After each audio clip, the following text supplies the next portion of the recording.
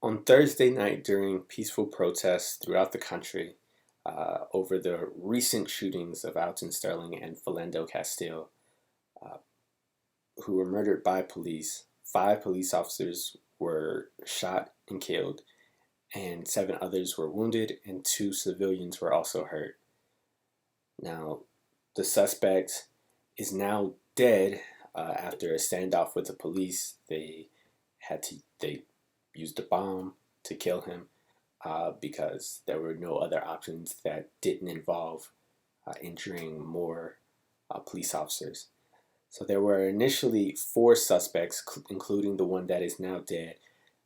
However, the Dallas Police Department narrowed it down to that one, him being the lone shooter, or the lone sniper rather, and they released the others. Now, the reason there were so many at first was because there were, during these protests, people who had on protective vests and they also had rifles. So when the shots went off, they scattered, and so the police believed that they were a part of it. But once they got them into the police department and were interrogating them, they found out that they were not involved, so they released them. Uh, the killer, however, who is again dead now, was a Army veteran, a U.S. Army reservist veteran who served in Afghanistan. Apparently, he just wanted to kill white people and especially white officers. They have gone into his home and found uh, protective vests, rifles, bomb making materials, and a personal journal of combat tactics. And they have now said that this was a well thought out plan. He had manifestos about how to uh, shoot and move, which also aided in the police's thinking that there were more than one suspect because he would shoot, then move to a new location, shoot, and then move.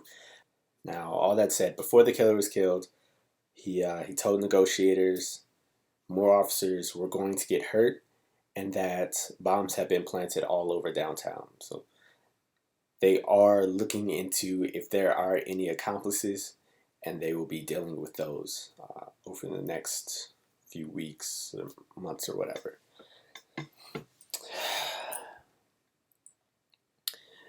Now, these stories, they're upsetting to say the least. This shouldn't have happened. This is not something that Black Lives Matter is about. And that being said, the killer has said that, according to the killer, he was fed up with Black Lives Matter and he wanted to go for more aggressive approaches to dealing with the police brutality issues. I don't know what to say here. The thing is, I never know what to say here. Um, these kinds of things are horrific and they've become commonplace in our society, in the American society, which is horrific, again, to use that word. Um, this is not what anyone wants.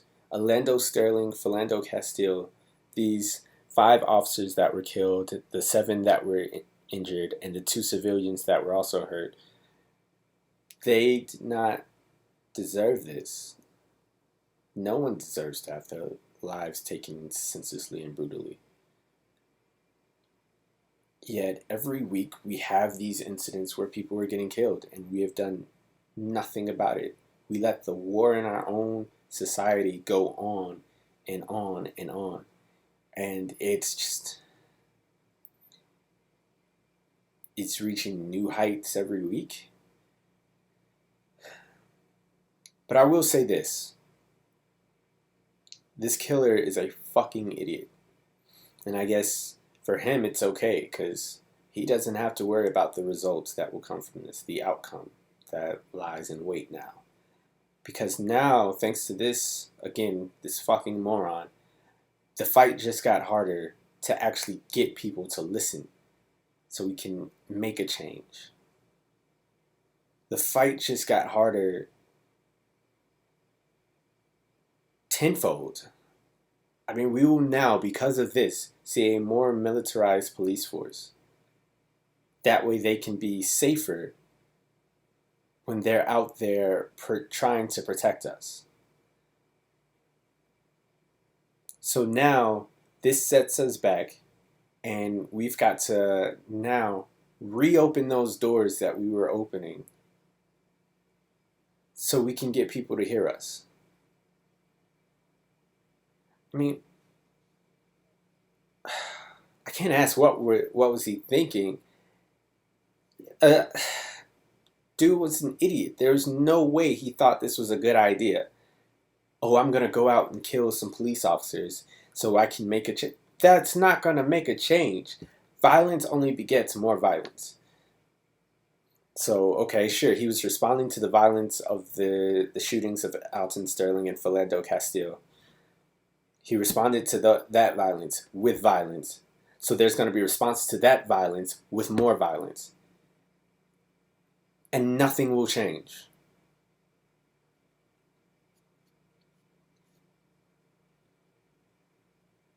And I've seen people on Twitter who were praising this man and thanking him. Thankfully, the majority of people on Twitter that I saw while I was looking, the majority were condemning this man. But there were those who were praising him. Do you not see what that does to the movement? Do you not see what that does to police officers, to all of us? This, like Obama said, all of these things are an American issue.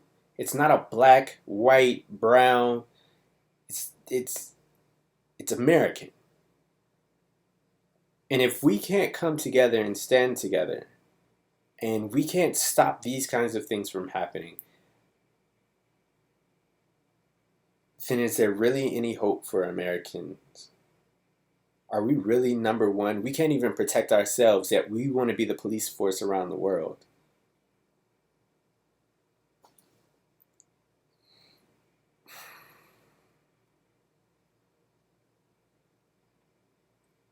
This week has been a horrible week. And every week, quite frankly, in America is a horrible week because more of these things happen. We just don't hear about all of them. Apparently, there were also other shootings that happened earlier in the day on Thursday that took place. People trying to kill more police officers earlier in the day. And we didn't hear about those. And of course, there are the other shootings that take place throughout the day. There are other instances of police brutality.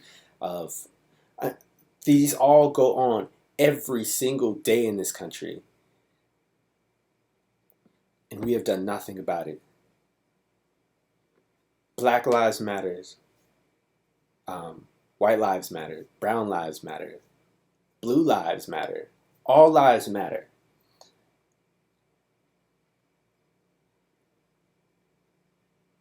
What the Black Lives Matter movement is about is trying to get people to understand that Black lives matter too. Because the fact of the matter is, we are overwhelmingly gone after by the police, by our government.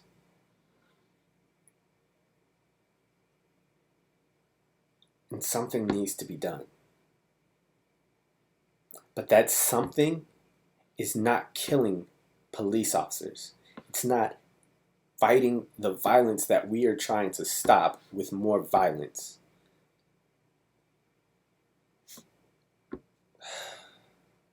I'm so disgusted that this happened and so appalled by it.